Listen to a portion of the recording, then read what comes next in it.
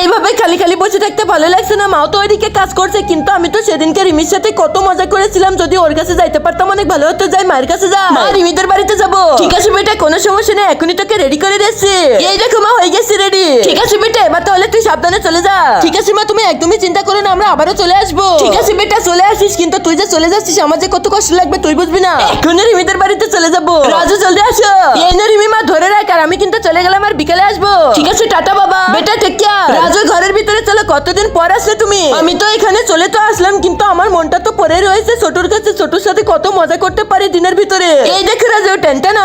রিমি, আমি না এখানে থাকবো না, আমি চলে যাবো। কিন্তু কেন রাজু, তুমি তো কেবল আসলে। একজন মা কতটা আপন হয়, যাদের মা নেই তাদেরকে জিজ্ঞেস করো। তাই আজকে দেখি এই প্রাণের প্রিয় মায়ের জন্য কয়জন লাইক সাবস্ক্রাইব করে দেয়, আর যারা মাকে ভালোবাসে না তারাই ভিডিওটা থেকে দূরে থাকো।